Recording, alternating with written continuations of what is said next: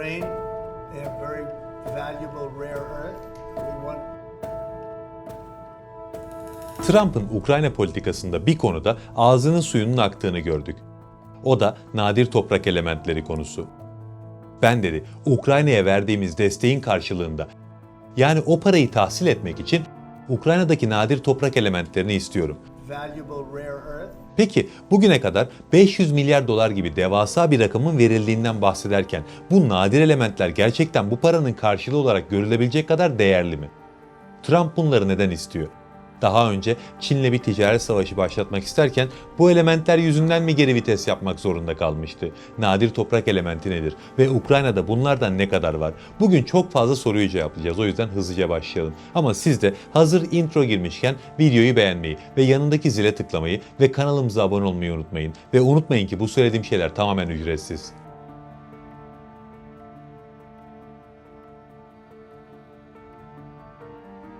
2019 yılında yine Trump ABD'nin başkanıydı ve o zaman da Çin'e karşı bir ticaret savaşı başlatmıştı. Tabi ellerinde çip gibi bir koz vardı. Buna güveniyordu. Ama sonra o gerginlik duruldu. Çünkü satır aralarında kaybolan bir tehdit vardı o dönem. Çin, ABD'nin ticaret savaşlarını daha da tırmandırması durumunda daha önce çok da dile getirmedikleri bazı emtia türlerini koz olarak kullanabileceğini açıkladı. Yine aynı dönem Çin Komünist Partisi'nin resmi yayın organı olan Halkın Günlüğü gazetesi nadir toprak elementlerinin ticaret savaşında ABD'ye karşı bir koz olarak kullanılabileceği sinyalini verdi. Hemen ardından ABD Ticaret Bakanlığı bir rapor yayınladı ve Rusya ya da daha da önemlisi Çin nadir toprak elementi ihracatını durdurursa ABD ekonomisi tahmin edilenden çok daha büyük bir darbe alır diye uyarı yaptı. İşte bunlardan sonra Trump gerginliğin seviyesini biraz daha düşürdü ve eylem düzeyinden söylem düzeyine çekti olayı. Tabi o dönemler bu satır aralarından pek bahsedilmediği için o geri vitesin nedeni pek anlaşılamamıştı. Gerçi biz kanalda konuşmuştuk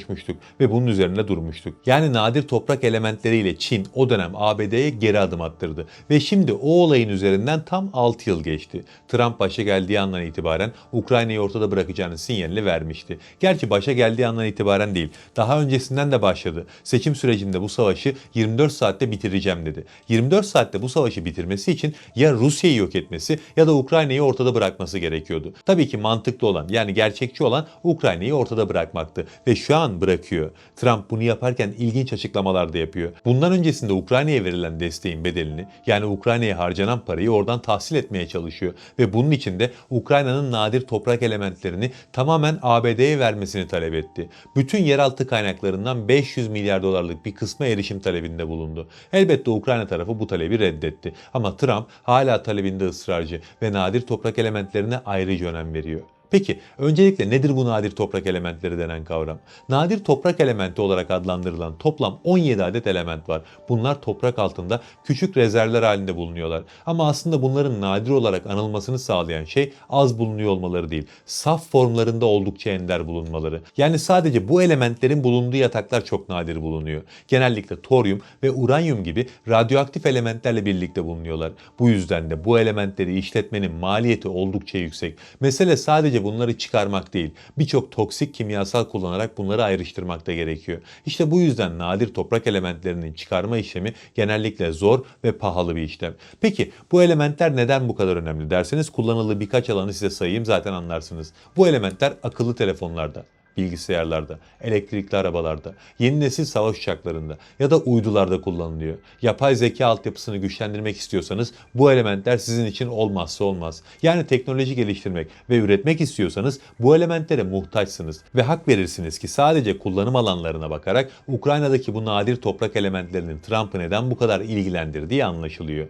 Ama tabii bununla kalmayalım. Biraz daha ilerleyelim. Onu böylesine emperyalist bir talepte bulunmaya iten şeyin ne olduğunu biraz daha irdeleyelim. Ama öncesinde Ukrayna'nın bu konuda ne durumda olduğuna da değinmekte fayda var. Yani Ukrayna'da nadir toprak elementleri var mı? Ukrayna'da sadece nadir toprak elementleri değil, birçok yeraltı kaynağı var. Nadir toprak elementleriyle birlikte Avrupa Birliği'nin kritik ham madde olarak nitelendirdiği 30 maddenin 21'i Ukrayna topraklarında bulunuyor ve dünyadaki rezervlerin tam %5'i bu topraklarda. Yani Ukrayna bu konuda gerçekten önemli bir pozisyonda. Ama mesele bu kadar toz pembe değil elbette. İki önemli sorun var bu konuda. Birincisi, bu elementlerin elementlerin miktarı ve kullanılabilir olup olmadığı meselesi biraz tahminlere dayalı. Yani bu mineral yataklarının ekonomik bir hale gelmesi ve varlığının iddia edilen her yerde kanıtlanabilmesi için ciddi çalışmalar yapılması gerekiyor. Şu an Ukrayna'da bu elementlerin birçoğu çıkarılmıyor. Bu birinci önemli sorun. İkincisi daha da büyük bir sorun. Çünkü bahsedilen bu elementlerin %70'i Donetsk ve Luhansk bölgelerinde ve bu bölgeler Rus işgali altında. Haliyle oralardan nadir toprak elementi çıkarma ihtimali yok gibi bir şey.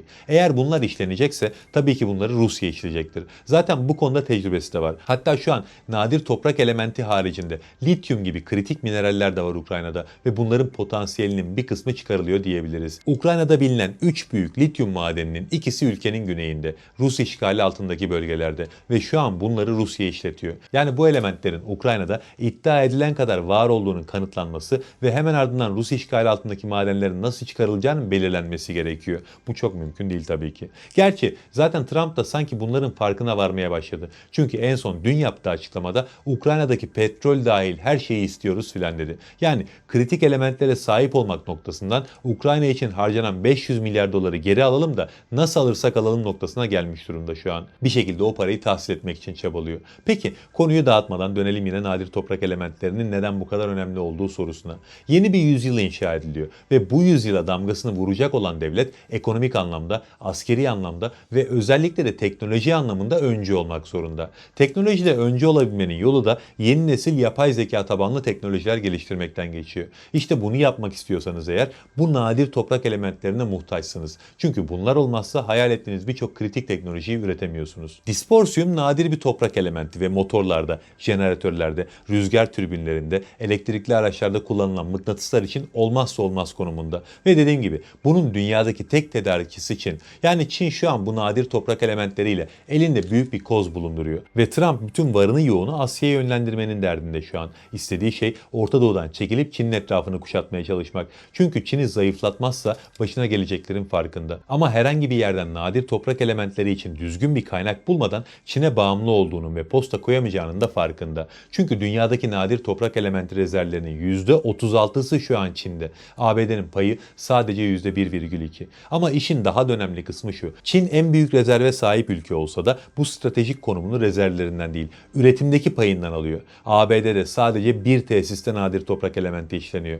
Çin bu alanda açık ara önde ve dünyadaki nadir toprak elementi işleme kapasitesinin %90'ına sahip. Hatta şöyle düşünün. ABD kendi topraklarından çıkardığı nadir toprak elementlerinin bile önemli bir bölümünün işlenmesi için Çin'e gönderiyor. Çin şu an işlenmiş element ihracatını durdursa ABD'de teknoloji alanındaki birçok sektör üretim yapamaz hale gelir. Hatta somut örnekler verelim. ABD'de Patriot füzelerinin üreticisi olan Raytheon şirketi ya da F-35 gibi savaş uçaklarının üreticisi olan Lockheed Martin gibi savunma sanayi devleri ortada kalır. Çünkü ürettikleri birçok alt sistemde bu elementleri kullanıyorlar. Füze güdüm sistemleri ya da sensörler gibi. Sivil sektörden de bir örnek verebiliriz. Mesela Apple iPhone'ların kameralarında ve hoparlörlerinde bu elementleri kullanıyor. Kullanmak zorunda. Yani eğer Çin ABD'ye karşı bunları koz olarak kullanırsa ABD'nin eli kolu bağlanıyor. Trump da bunun farkında. Çin daha önce ABD'yi sadece tehdit etti. Ama Japonya'ya karşı bu kozu kullandı. Yani oradan bunun işe yarayıp yaramadığını görebiliriz. 2010 yılında Çinli bir balıkçı gemisinin kaptanı